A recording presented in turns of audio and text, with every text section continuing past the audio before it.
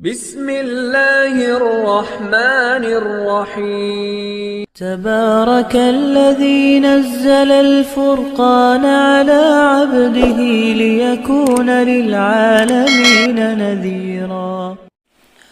السلام علیکم ورحمۃ اللہ وبرکاتہ۔ میرا نام ہے قاری ابوبکر حیات اور میں آپ کو اپنے چینل پر خوش آمدید کہتا ہوں۔ آج میں آپ کے ساتھ ڈسکس کروں گا کہ ہم قرآن کریم کو زبانی کس طریقے کے ساتھ یاد کر سکتے ہیں۔ یہ میری ویڈیو اگر آپ دیکھ لیتے ہیں تو مجھے امید ہے کہ میری ویڈیو سے آپ کافی زیادہ فائدہ حاصل کریں گے۔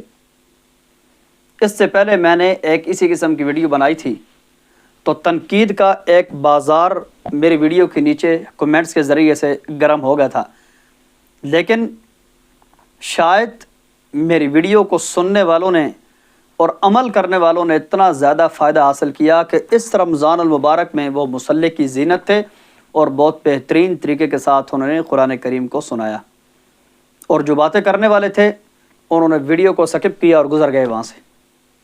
ٹھیک ہے، تو اگر آپ حافظ نہیں ہیں تو میری ویڈیو آپ کے لیے ہے۔ اگر آپ حافظ ہیں اور قرآن اتنا بھول چکا ہے کہ دیکھ کر بھی نہیں پڑھ سکتے تو میری ویڈیو آپ کے لیے ہے۔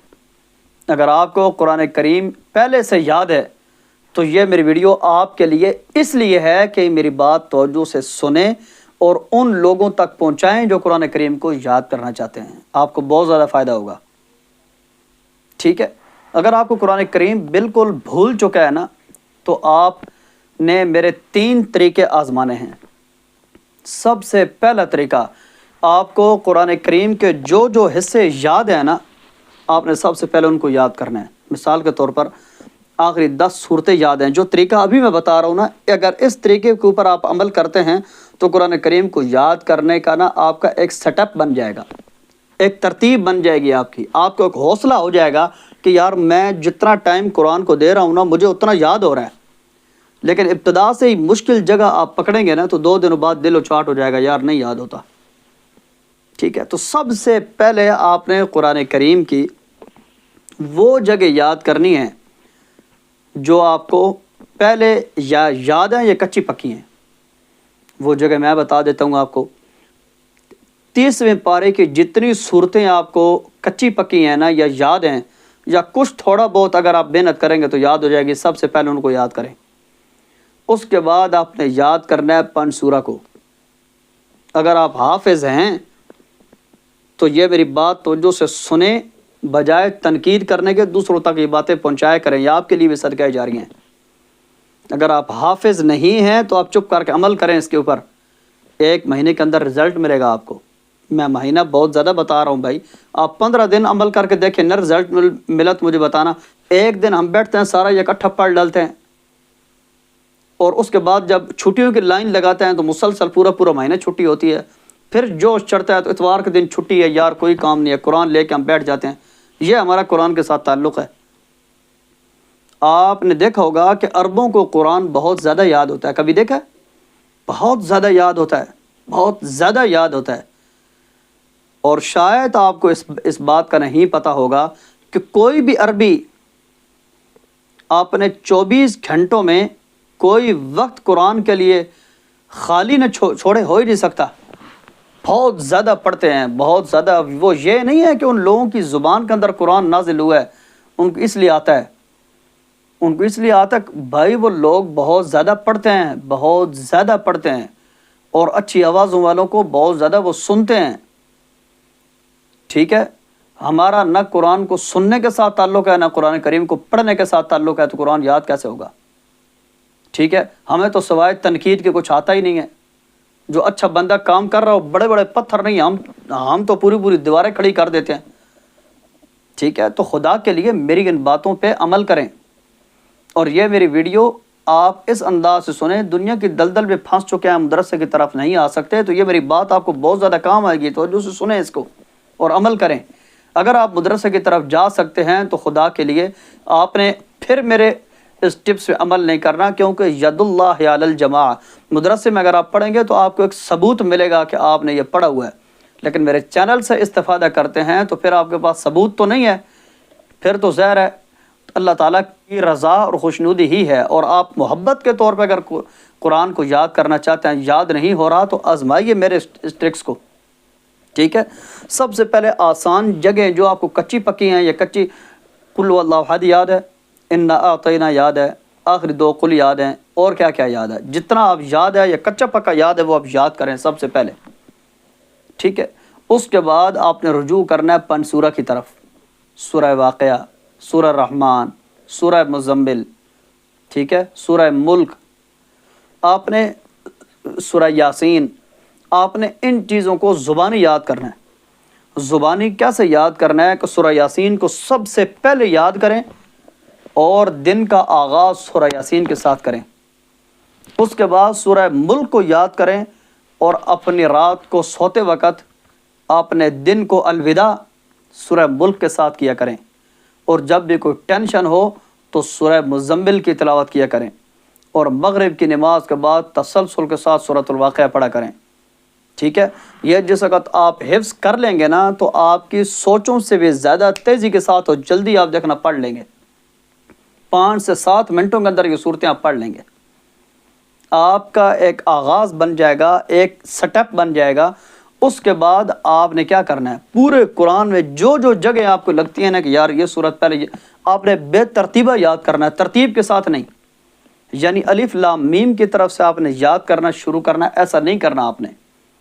وہ ایک مدارس کی ترتیب ہے، وہ ایک ترتیب کے ساتھ بچے کو چلاتے ہیں، اگر آپ اس ترتیب سے چلیں گے تو 2 دنوں بعد آپ کا دل اچاٹ ہو جائے گا، آپ کیونکہ آپ تنہائی کے اندر شوقیہ طور پہ آپ پڑھنا چاہ رہے ہیں نا، تو شوقیہ طور پہ میرے اس طریقے کو آزمانا ہے آپ نے، ٹھیک ہے۔ اس کے بعد جو جو آپ کو آسانی کے ساتھ یاد ہو وہ یاد کرتے جائیں اور نمازوں کے اندر اس کو دہراتے جائیں، ہفتے بعد، مہینے بعد، 15 دنوں بعد جب بھی فرصت ملے کسی مدرسے میں جا کر کسی مسجد کے امام کو جتنا آپ پڑھ چکے ہیں اس کا آپ امتحان دے دیں، میرے خیال میں بہت جلد آپ کو رزلٹ حاصل ہو جائے گا۔ اور اگر آپ کو یہ میرا پہلا طریقہ آپ کو سمجھ آیا، اب آئیں دوسرے طریقے کی طرف۔ اگر کسی جگہ پہ آپ کو دشواری ہوتی ہے، آپ کو کچھ سمجھ نہیں آتا کہ میں یار یہ مشکل ہے، بہت زیادہ نہیں یاد ہوتا، تو آپ نے اس کا ایک طریقہ کرنا ہے، آپ نے ترجمہ یاد کرنا ہے۔ اس کا ترجمہ یاد کرنے کیا مطلب، ترجمہ سرسری پڑھ لیں اردو میں ایک دفعہ، ٹھیک ہے۔ مثال کے طور پر حضرت یوسف علیہ نبینا علیہ الصلوۃ والسلام کون تھے، اور ان کے بارے میں یہ سورت قرآن میں کیوں نازل ہوئی ہے، ہم اس سے کیا حاصل کرنا چاہ رہے ہیں، اور ان کے ساتھ ان کے بھائیوں نے کیا کیا تھا۔ یہ سورہ توبہ، اس کے اندر جہاد کے اکثر احکامات نازل ہوئے ہیں، ٹھیک ہے۔ آپ ان کا ترجمہ پڑھیں، جس وقت آپ ترجمہ پڑھ لیں گے نا اس کے بعد آپ زبانی یاد کریں گے تو آپ کو مزہ بھی آئے گا اور آپ کو تیزی کے ساتھ یاد بھی ہوگا، ٹھیک ہے۔ یہ میرے 2 طریقے ہیں۔